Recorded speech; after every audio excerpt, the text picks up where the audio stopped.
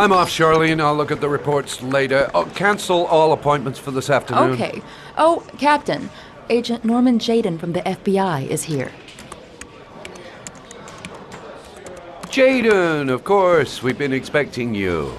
I'm in a bit of a hurry. Do you mind tagging along? We can talk as we walk. Yeah, of course. I wanted to introduce myself before getting started, but perhaps there's a better time. No, it's fine. I just have to get to the press conference. We have them every day now. Believe me, it's not always easy finding something to tell them. Fortunately, today we have some news. Have you met Lieutenant Blake yet? Yeah, we met this morning. He has his own methods, but he's a good cop. I'm sure you'll get on well together. Do you know how to tie a knot in a necktie? I guess. To be frank with you, I could have done without the FBI on this one, but the press are all over us. This origami killer case crept up on us, and it's fast becoming a national concern. There are hundreds of killers in this country, but what do you know? This guy is exotic. He leaves flowers and origami figures. Work that one out. Then the press get onto it, and we suddenly become the center of the universe. I'm here to arrest a serial killer. With all due respect, sir, the rest of it, it's none of my business. No, of course not. All I'm asking is that you make progress, and fast. The press want a perpetrator, and we're gonna have to serve him up on a silver platter. Not bad. Oh, go see Charlene. She'll show you to your office. Yeah, check in on the press conference if you're interested. It'll give you an idea of the political climate around here. Thank you, sir. Welcome to the club, Jayden.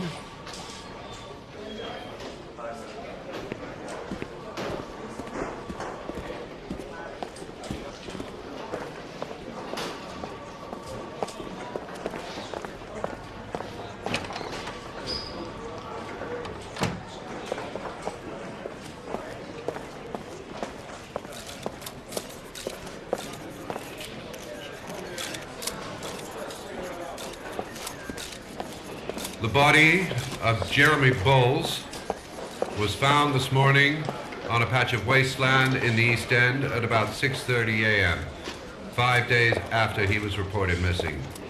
An autopsy will be conducted.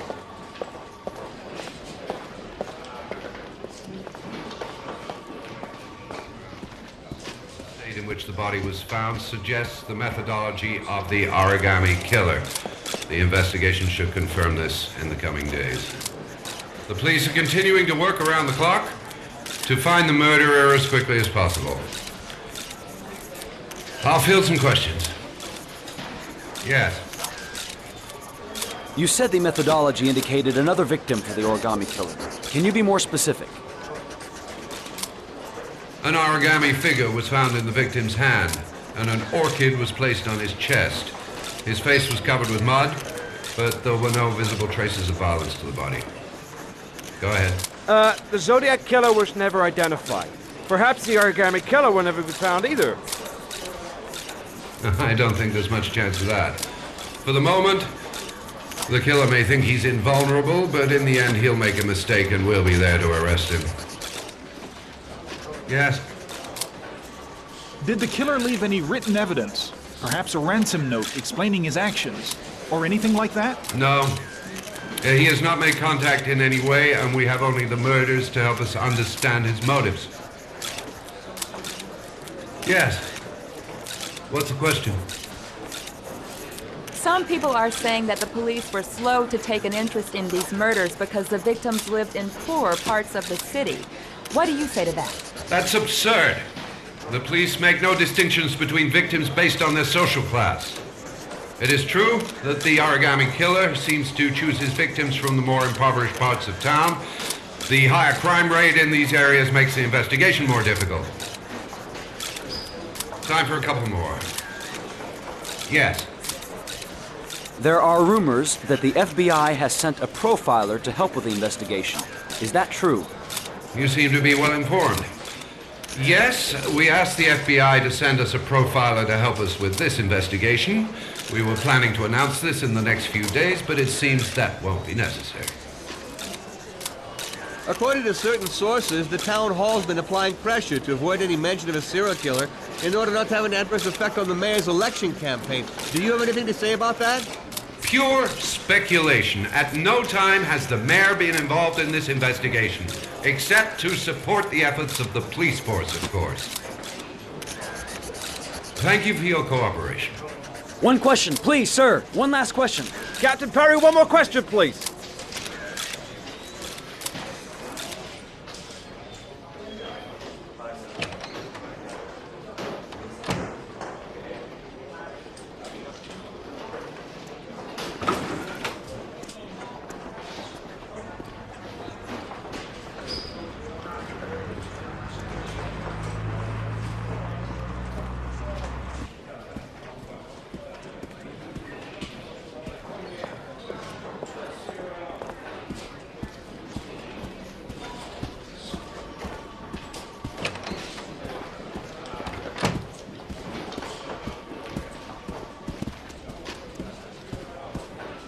I'm ready to start.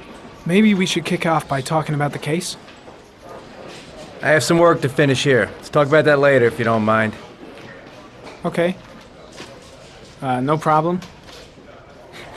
Just let me know when you're available.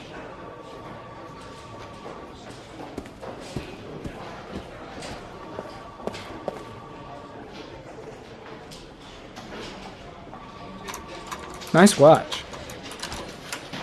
Oh, it's the present we offer to our new lieutenants. We bought the same model each year for the past 20 years for each promotion. It optimizes everybody's time, and it's the kind of thing that always goes down well. You can contribute to our fund if you like. We're still a few dollars short. Congratulate Larry on my behalf. I'll be sure to do that, sir. Captain Perry said you could show me to my office? Yes, of course. Follow me.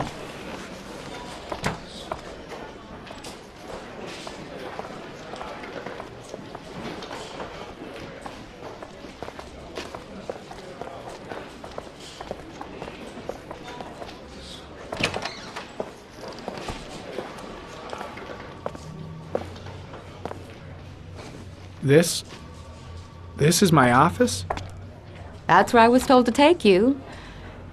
If you need anything, you know where to find me.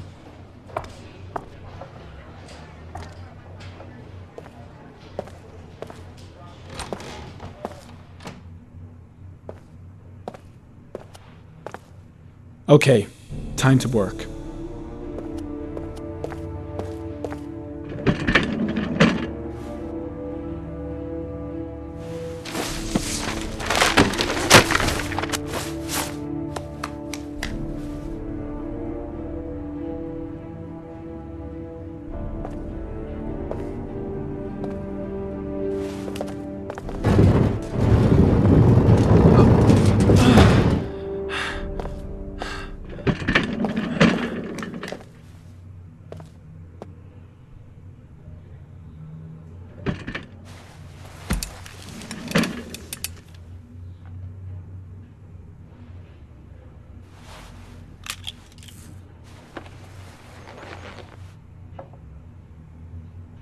Step 1.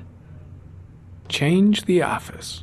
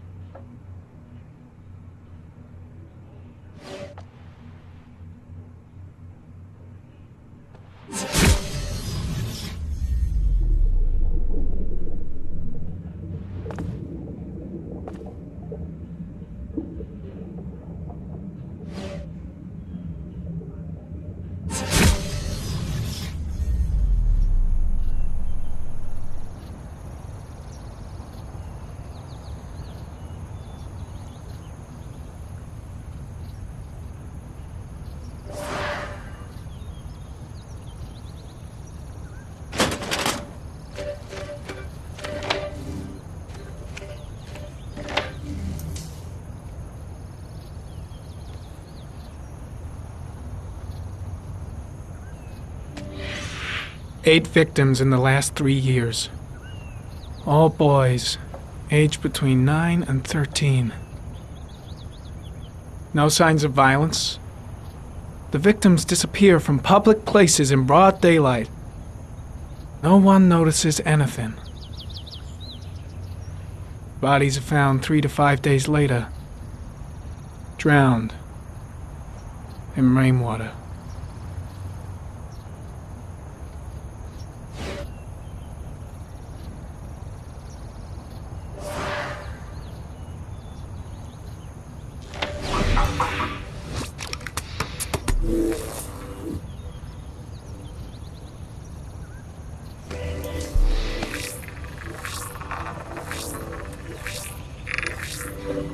The killer's car is probably a Chevrolet Malibu 83.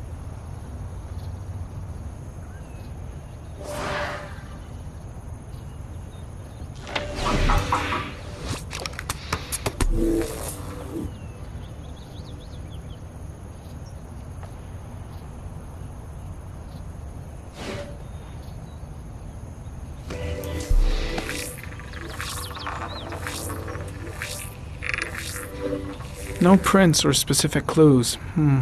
Nothing much to go on.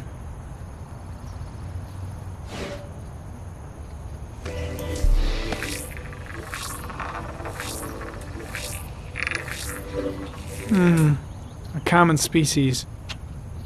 That doesn't help much. The orchid is a common species. It can be found at any flower shop.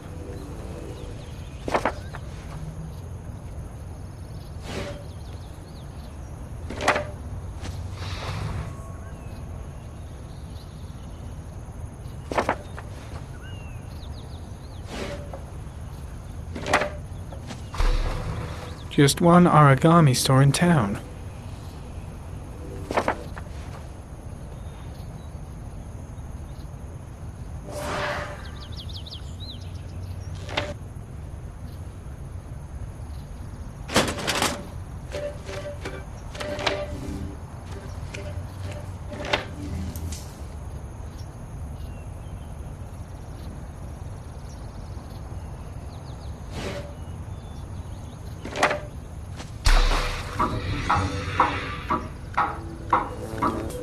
The killer has a large comfort zone.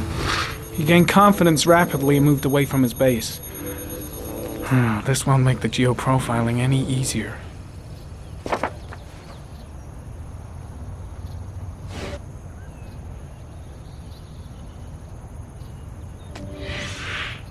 Always the same ritual. An origami in the hand, an orchid on the chest. The victims have always been dead for less than 6 hours when they were found, which means they remained alive for several days before being drowned. Over 3,500 people questioned.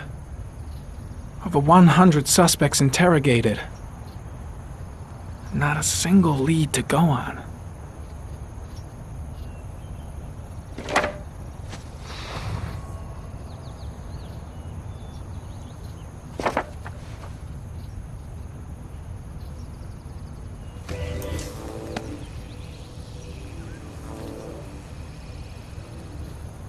The killer is white, aged between 30 and 45. He is intelligent, calm, and determined. An organized type. He has a car. He's probably employed, but his work allows him free time.